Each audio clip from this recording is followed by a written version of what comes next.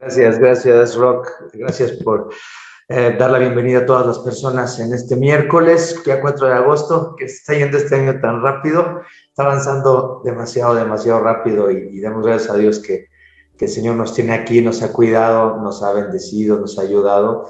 Y quiero hoy empezar esta meditación yendo al texto que está en Isaías capítulo 13, versículos del 9 al 13. Recuerden que hemos tratado de hacer los temas de las meditaciones de los miércoles basados en las lecturas bíblicas que estamos llevando a cabo como iglesia. Así es que si han ido siguiendo más o menos las lecturas bíblicas, saben por qué estamos eligiendo estos textos. Y ahorita estamos en Isaías en estos días, así es que damos gracias por esta palabra. Y en la meditación de esta noche se titula La justicia deseada. Y dice así este texto: miren, ya viene el día del Señor, día cruel, de furor y ardiente ira. Convertirá en desolación la tierra y exterminará de ella a los pecadores. Las estrellas y las constelaciones del cielo dejarán de irradiar su luz. Se oscurecerá el sol al salir y no brillará más la luna. Castigaré por su maldad al mundo y por su iniquidad a los malvados. Pondré fin a la soberbia de los arrogantes y humillaré el orgullo de los violentos. Voy a hacer que haya menos gente que oro fino, menos mortales que oro de Ofir. Por eso haré que tiemble el cielo y que la tierra se mueva de su sitio, por el furor del Señor Todopoderoso en el día de su ardiente ira. Esa es la palabra del Señor. ¿Y qué significa esta palabra? Este texto de Isaías está en una sección del libro de Isaías donde Dios está dando esta profecía a Isaías, donde Dios está decretando el juicio contra diferentes naciones. Y en este contexto de juicio a las naciones del mundo, en este contexto de que Dios está cansado de todo el mal que se hace en el mundo, tenemos que recordar algo muy importante, que la ira de Dios no es incompatible con su amor. Lo hemos dicho muchas veces, que la ira de Dios no es incompatible con su amor, que la ira de Dios, por el contrario, es una manifestación del amor de Dios, porque si Dios no estuviera enojado por toda nuestra maldad, por todo nuestro pecado, por toda nuestra desobediencia, por la injusticia del mundo, entonces sería un Dios indiferente, no un Dios que ama. Pero nuestro Dios es un Dios que nos ama, que ama este mundo y que le duele lo que está pasando. Y tiene que haber un deseo de justicia. Desde nuestro punto de vista como seres humanos, anhelamos esa justicia, anhelamos que se haga justicia. Dios promete que se va a llevar a cabo esta justicia y la describe pues como algo terrorífico, ¿no? Entonces básicamente dice: ya viene el día del Señor, día cruel, de furor y ardiente ira. Y dice: convertirá en desolación la tierra y exterminará de ella a los pecadores. ¿Quiénes son pecadores? Solamente los que nosotros consideramos que son malos, solamente las personas que son más malas que nosotros. El domingo les recordé que vivimos en una cultura donde se ha puesto de moda esto de cancelar a alguien. Cuando alguien conocido, cuando alguien que está en los medios de comunicación, cuando alguien que es una figura pública ofende a alguien, ofende a un grupo, ofende a una minoría, entonces hay este movimiento para cancelar a esa persona, que no se le dé trabajo, que la corran del trabajo, y se hace una manifestación pública básicamente de linchamiento. La gente, y como lo dijimos el domingo, la gente aún no creyente anhela la justicia. ¿Por qué? Porque fuimos creados a la imagen de Dios. Anhelamos un mundo justo, anhelamos un mundo en donde las personas respeten a otras, anhelamos un mundo en donde seamos amados, anhelamos un mundo en donde nadie nos lastime, donde no lastimemos a otras personas. Anhelamos ese mundo, pero no vivimos en ese mundo. Desgraciadamente, las personas que anhelan justicia, las personas que quieren que otros paguen, piensan que ellos son mejores, es decir, cada vez de que tú anheles justicia, anheles que la ira del Señor se manifieste sobre los pecadores, cuando pienses, ojalá que Dios extermine a todos los pecadores, tienes que tener mucho cuidado con este deseo, porque básicamente estás incluyéndote sin que lo sepas, estás condenándote y condenar a otros. Y fíjense lo que dice ahí en el versículo 10: las estrellas y las constelaciones del cielo dejarán de irradiar su luz, se oscurecerá el sol al salir y no brillará más la luna.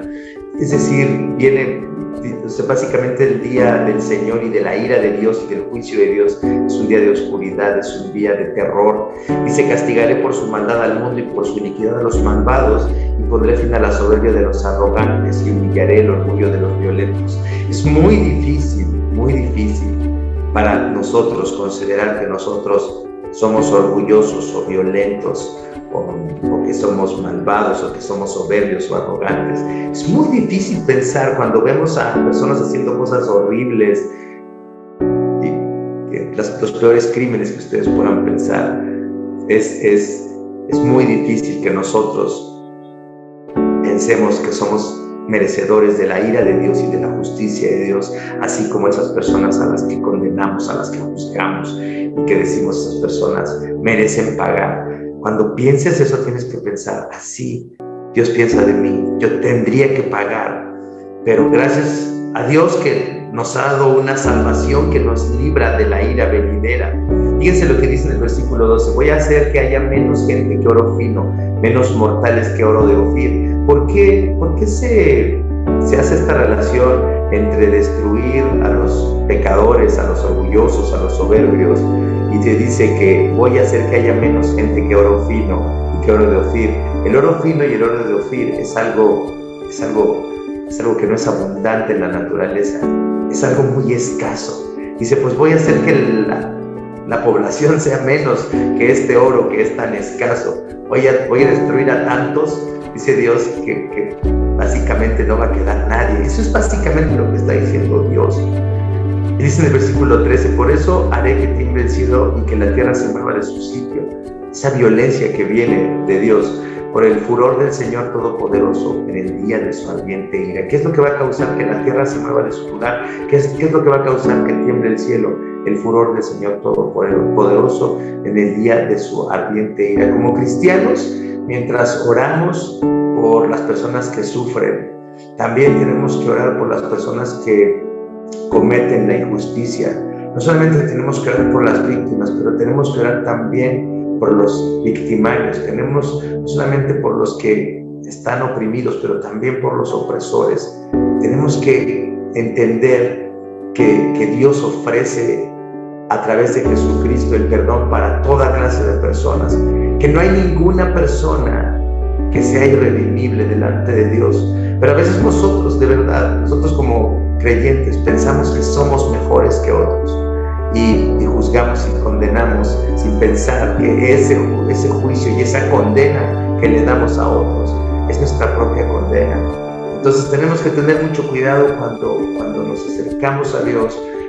Realmente entiendes que tú al pensar en las personas que cometen cosas horribles, injusticias terribles, actos horribles, que tú no eres mejor que ellos, que también tú estás bajo la ira de Dios, si no es por la sangre de Jesucristo que nos cubre de todo pecado, si no es porque hemos puesto nuestra confianza en Jesucristo, que sufrió la ira de Dios por nosotros.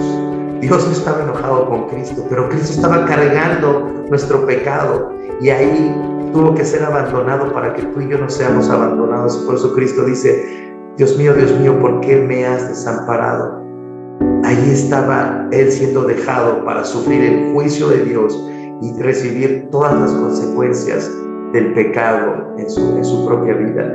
Si no comprendemos nuestra posición delante de Dios, nuestra injusticia, cuando vemos a otros haciendo cosas terribles, cuando pensamos que somos mejores que ellos, si no entendemos nuestra posición delante de Dios, de pecadores, de personas que se han rebelado en contra de Dios, que hemos fallado en amar a Dios con todo nuestro corazón, con todas nuestras fuerzas, con toda nuestra mente, y que hemos fallado en amar a nuestro prójimo como a nosotros mismos. Si no comprendemos nuestra condición miserable y de rebelión en contra de Dios, y que deberíamos de ser objeto de su justa ira, si no entendemos eso, tampoco vamos a poder aquilatar la gracia que se nos es dada, la gracia que Dios nos ha dado. Dice Leon Morris, un experto en el Nuevo Testamento, dice esto: cuando la lógica de la situación demanda que Dios tome medidas contra el pecador, pero vemos que toma medidas a su favor, entonces y solo entonces podemos hablar de la gracia. No hay lugar para hablar de la gracia si no hay ningún indicio de consecuencias nefastas merecidas por el pecado. Dice Leon Morris, la lógica de la situación demanda que Dios tome medidas contra el pecador, que Dios nos condene, que suframos la ira de Dios que está descrita aquí en Isaías capítulo 13. Dice, pero cuando vemos que Dios, en lugar de darnos lo que merecemos, toma medidas a nuestro favor y nos envía a su Hijo y ofrece a su Hijo en nuestro lugar, intercambia a su Hijo por nosotros, entonces ahí empieza la gracia, ahí empieza esa gracia, empezamos a comprender esa gracia transformadora que nos debe llevar a pensar cómo juzgamos, cómo condenamos a otros, cómo nos vemos a nosotros mismos. Nos vemos todavía en necesidad de esa salvación y de ese perdón. ¿Estaríamos dispuestos a orar por nuestros enemigos o por personas que cometen injusticias o personas que nos parecen despreciables? ¿Nos lleva nuestra fe hasta ese punto de poder orar por ellos? Quiero que pensemos en eso mientras intercedemos por nuestro país, mientras intercedemos por el mundo, mientras pedimos por la iglesia, por el establecimiento del reino de Cristo. Pensemos en esa gracia maravillosa que nos ha librado de esto terrorífico que dice Isaías, que es el día del Señor, el día de su juicio, el día de su furor, que gracias a Cristo hemos sido librados de ese furor. Pero también pidamos que aún las personas que nos parecen terribles o irredimibles, pidamos por ellas para que también el Señor las alcance a ellas y también ellos puedan recibir la gracia que también hemos recibido nosotros. Pensemos en eso mientras oramos